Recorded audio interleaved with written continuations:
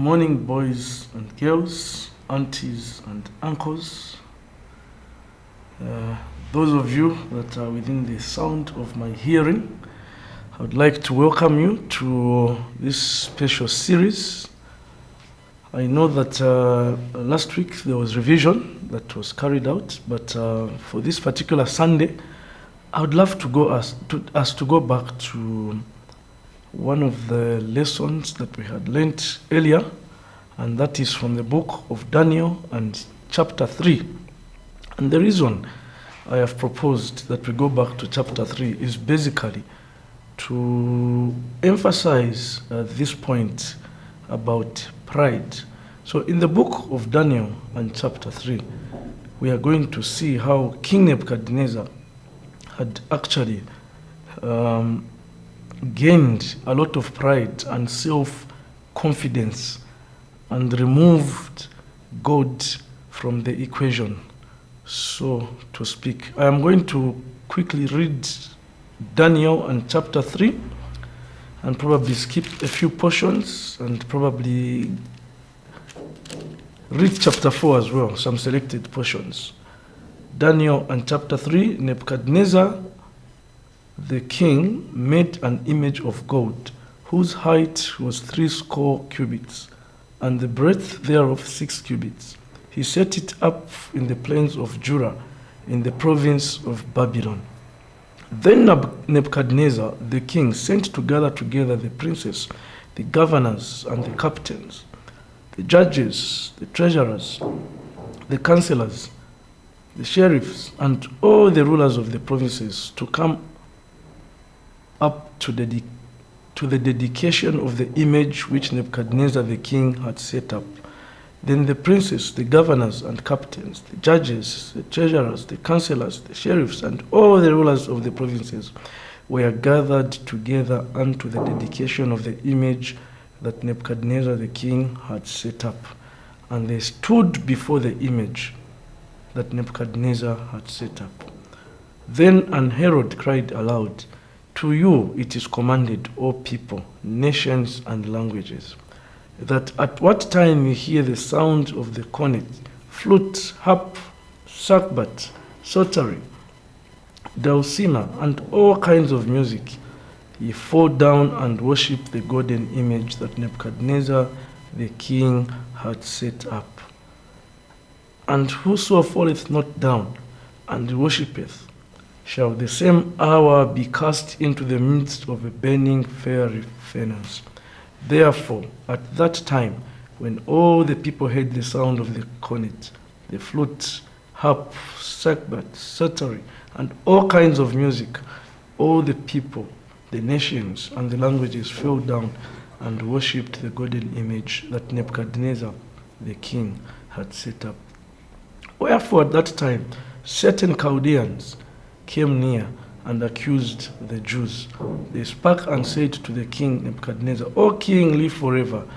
Thou, O king, hast made a decree that every man that shall hear the sound of the cornet, flute, harp, sackbut, psaltery, and dulcimer, and all kinds of music, shall fall down and worship the golden image. And whoso falleth not down and worshippeth, that he shall be cast into the midst of a fiery furnace.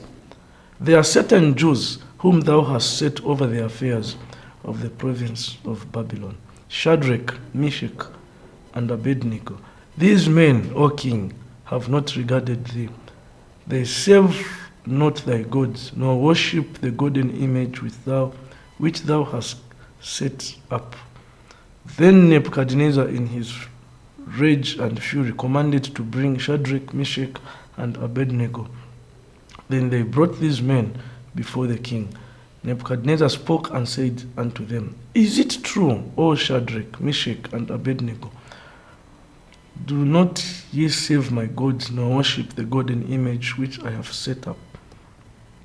Now, if ye be ready, that at what time ye hear the sound of the cornet, flute, harp, sackbut, psaltery, and dulcimer, and all kinds of music, ye fall down and worship the image which I have made. Well, But if ye worship not, ye shall be cast the same hour into the midst of the burning fiery furnace.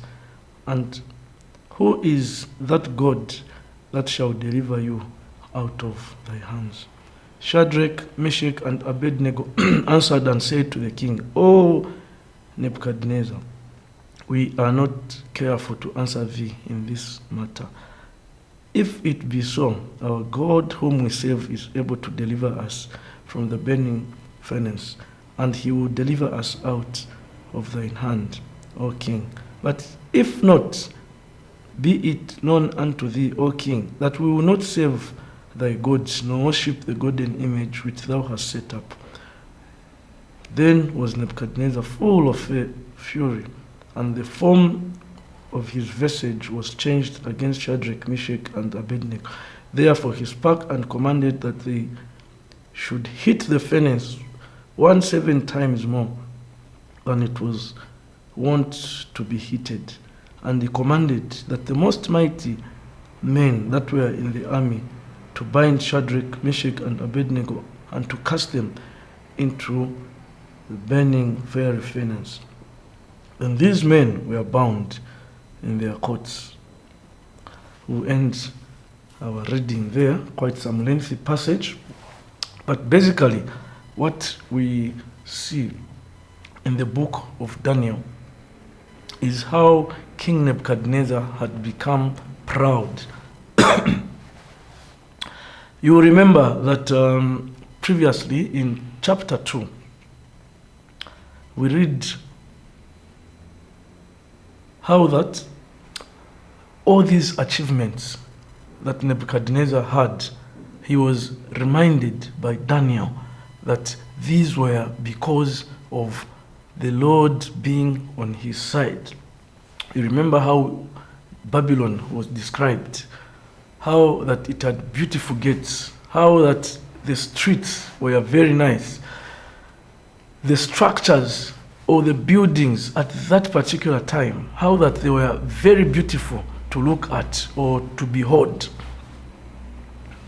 It was a clear reminder that Babylon was actually formed in that way or in that manner, and how that they had won battles because God was on the side of Babylon, though for a short moment, because at that time God was punishing the Jews, the Israelites, because of their sin.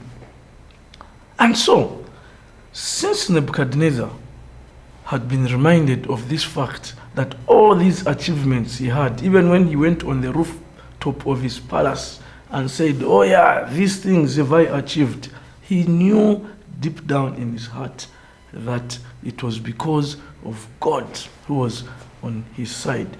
But furthermore, that most of these achievements, were inherited from his father. He found most of these good structures.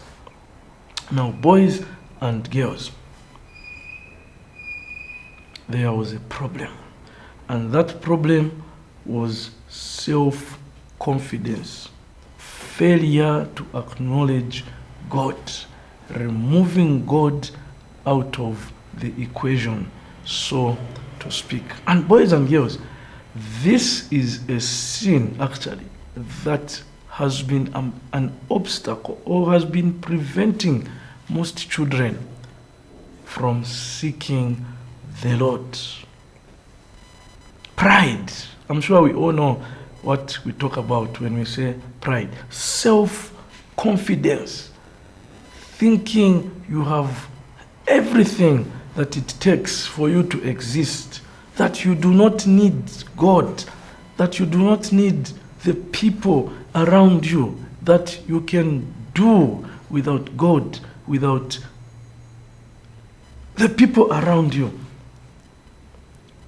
And in this day and age, where we have motivational speakers who tell us that we have everything that we need to achieve in and out of ourselves, boys and girls, those are dangerous statements, because it is very much true that we do not have what it takes, for instance, to have our sins forgiven. We must look to God and not to ourselves. So,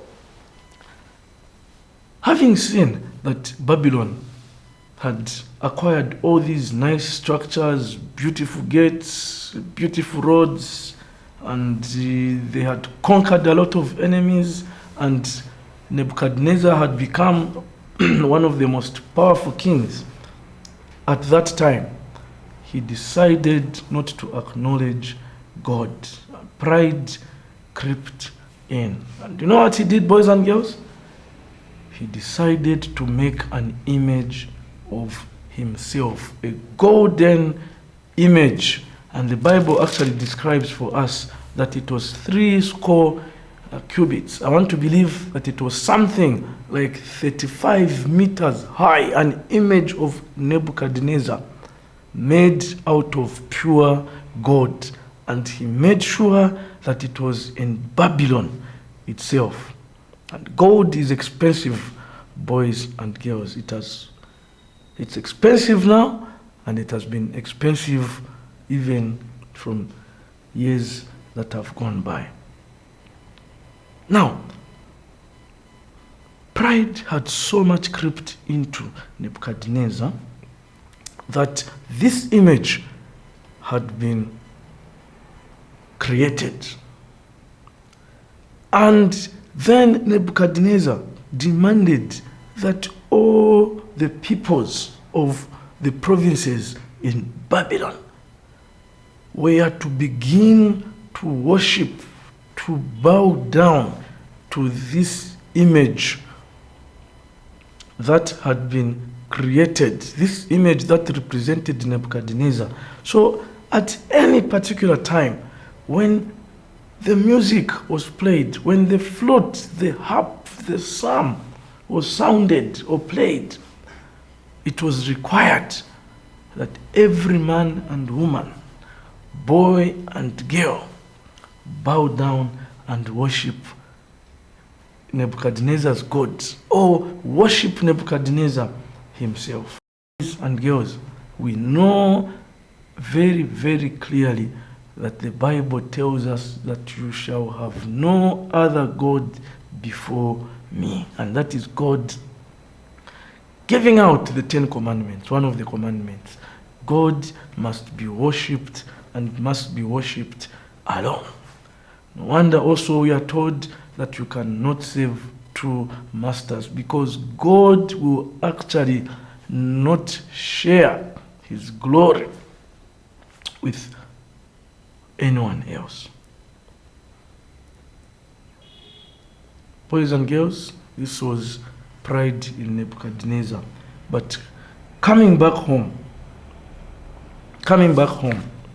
or bringing this thing to ourselves, we may think, oh, maybe pride is for aunties and uncles, daddies and mummies, old people. No, boys and girls, even for small boys, we actually see pride in them.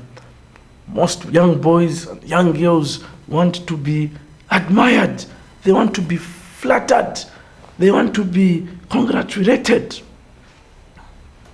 Maybe you have seen a boy or a girl who, before they were selected to be the school captain or the school prefect, or a basketball team captain, they were humble. They were a good boy or a good girl.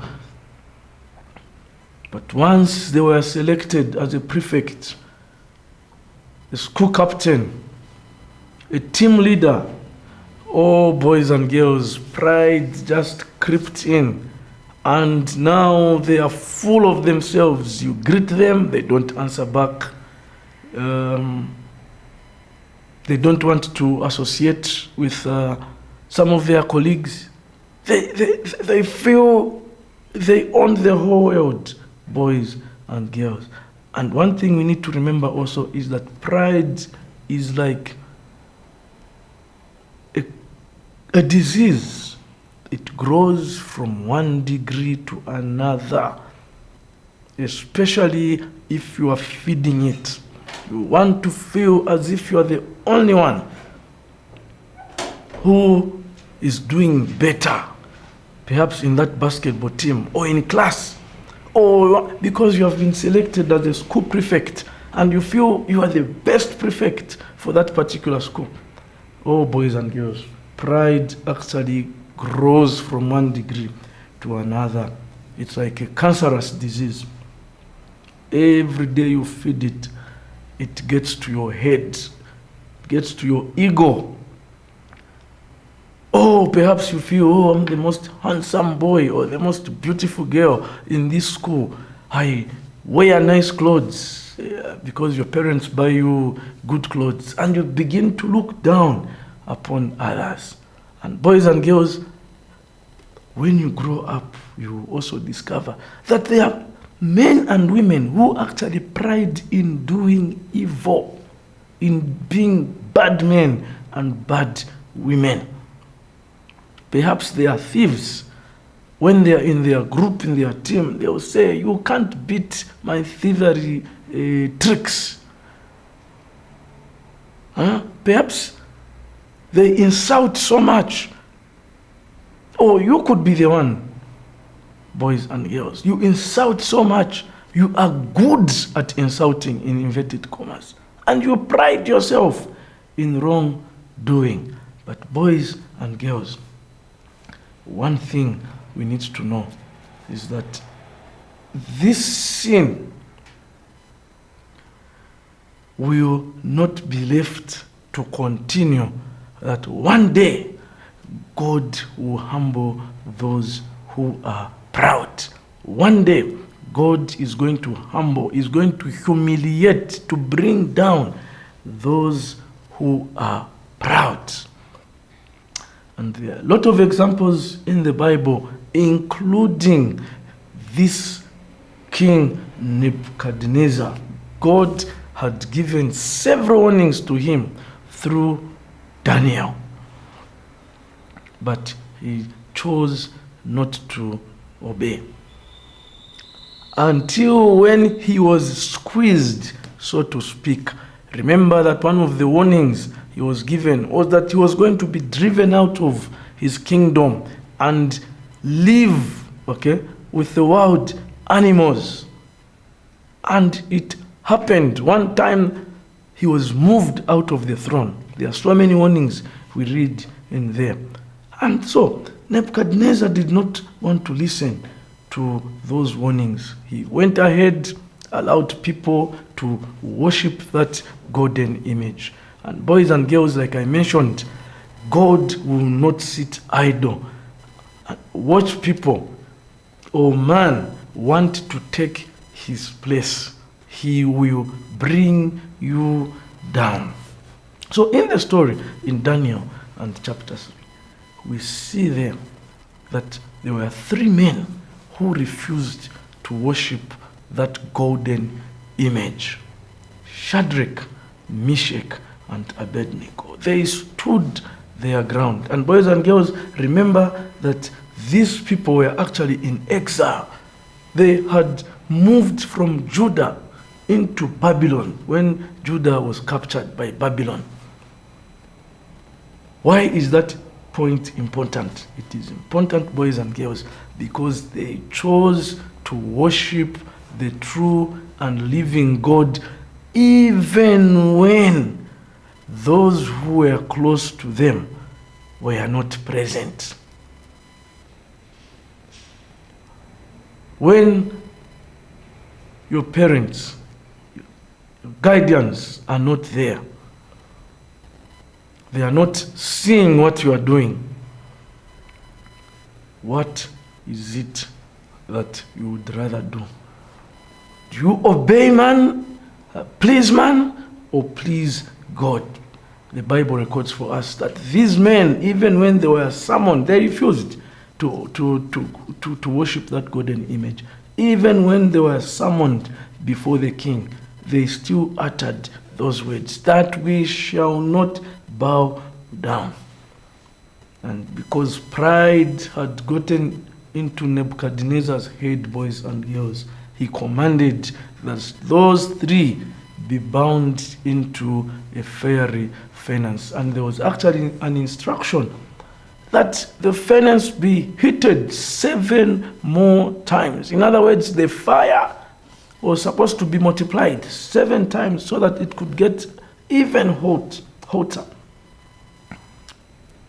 than normal.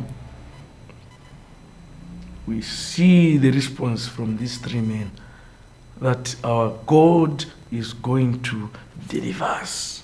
But even if he does not deliver us, we will not reduce ourselves by bowing down, to this thing. He is challenging them that we are going to see if this God that you serve is going to deliver you. But boys and girls, the passages are lengthy. In your own time, you can read chapter 4 as well. We see actually that even when Shadrach, Meshach, and Abednego were thrown into the furnace, they actually were saved. Their lives were preserved.